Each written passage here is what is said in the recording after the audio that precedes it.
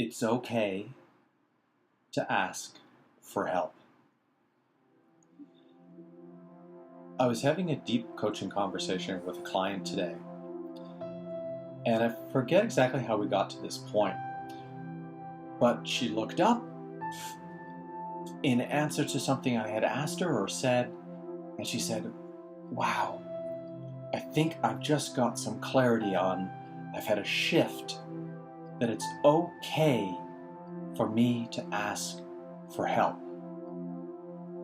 She had a smile on her face, and everything she's tried, she's had some successes, she's had some failures, but to where she wants to go and for the life that she wants to have that would be healthy and not pre-diabetic, she finally had this awareness in talking through, in being coached, in sharing, in being listened to, that it's okay to ask for help. And that led me to this metaphor that I love, that I explained to her, and I hope I could do it as eloquently as I did to her. It was one of those moments where I really wish I had been recording myself.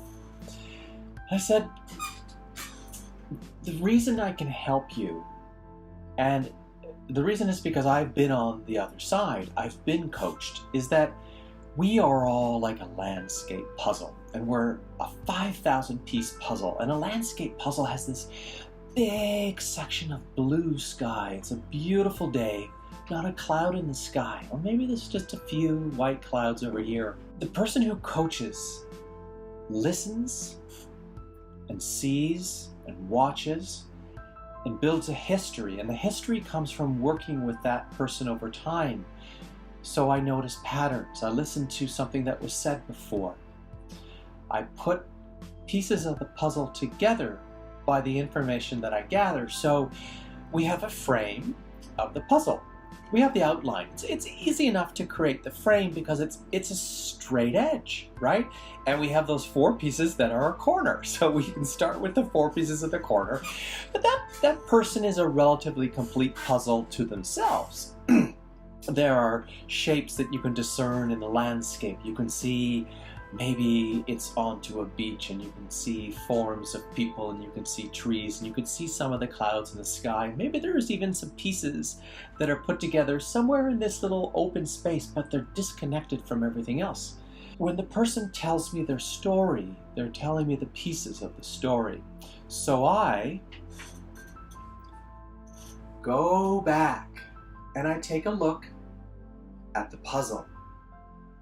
And as I get to know them, I start coming in a little bit closer. And I come in a little bit closer. And I get in a little bit closer. And in me getting closer, that is because that person is sharing more with me. And honestly, this is such a wonderful experience that I'm really grateful to have with people, because that person is putting a huge amount of trust in me. And this is where I've received the biggest benefit when I've been coached, is to be open and take risks and to be vulnerable and just to tell my story or the situation, and then have the coach go, "Darren, what you just said was this." And usually those are the potential aha moments, because I've been speaking so fast I haven't paid attention to what I've been saying. Or my coach has heard me say things multiple times, or they've been through this, and that's the reason I'm working with this person, because they're an expert in this field, and I'm somewhere down here as a newbie trying to come up to their level. And they've seen it, they've been there themselves. They see the patterns much more quickly. So when I'm working with someone in health and fitness and wellness and well-being, yes, there are more experts than me, but they're working with me because they want to work with an expert. So I'm taking a few loose pieces of the puzzle, and these are really the pieces that they haven't yet been able to identify, and I'm starting to pull them over into my hand, and I'm looking at them, and I pull out a piece, and I say, "You know, I think this is the piece we need to work on right here. What do you think?" And if there's agreement, we go into that. We fit that piece in.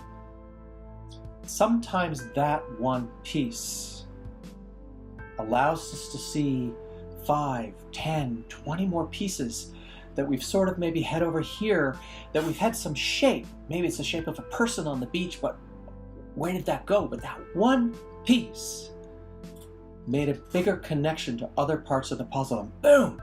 Suddenly we've completed a bigger part of our own picture. And we have not only that aha or light bulb moment, but we start to see success in an area of life that we're trying to achieve, that we're trying to get better at, or in the case of weight loss, suddenly, wow, after a couple weeks of practicing and playing a game to see if this new habit or this new practice or this new way of eating or X number of meals per day or replacing this food with something else has the result we were working towards. Now, the other piece of this story is what my client was saying to me, that this is not to poo-poo another person or say other people are not good, but she had met with a dietitian who said, okay, everything looks great, come and see me in a month. That person didn't understand the complexity of the individual, that you and me were made up of many things. So how am I thinking? Is that going to influence positively or negatively the habits, the actions, and the practices that I can put into play to improve my blood markers or my potential for getting the outcome that I want of, let's say, 10 pounds of weight loss in 6 weeks? Is how I'm eating really appropriate for me as an individual? Because maybe I'm hungry all the time.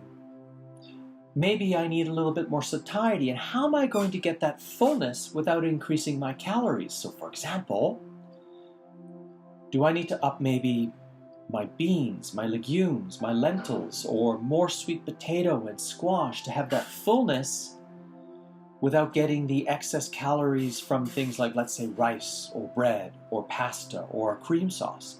How do we do that? Am I so stressed out in my day because work is bothering me, or I'm having problems with my kids or my partner at home, that I'm so emotionally drained that I no longer have the energy or the willpower to be able to say, I'm not going to have that donut. Instead, my physiology and my emotional state looks at that donut and that coffee and says, if I eat that right now, I'm going to feel good. And those aspects of our personality, our physiology, our emotional response to things like food will overwhelm the rational mind.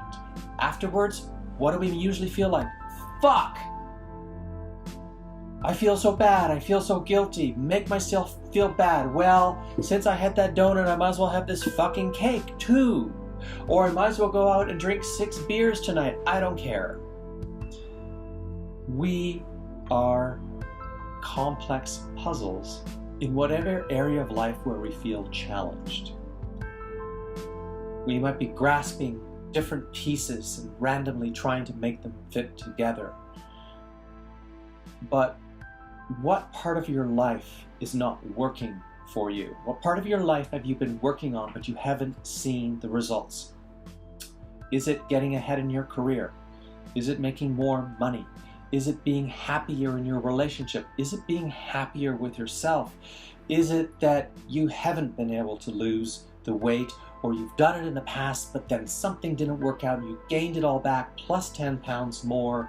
Is it that you just don't know how to commit to exercising regularly?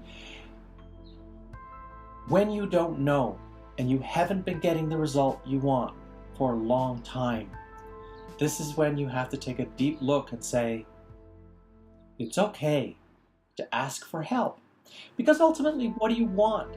And that thing that you want, if you really want it, it's going to make you so much happier.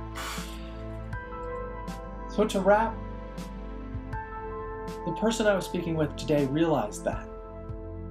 How much happier she would be and fulfilled she would be if she could take easy steps on a daily basis and have someone recognize her as an individual in a complex puzzle that may fail and may succeed and will definitely succeed, but who doesn't have the expertise to quite see all the pieces that need to connect and is not sure how to play with these pieces in such a way to have the patience to see the potential improvement.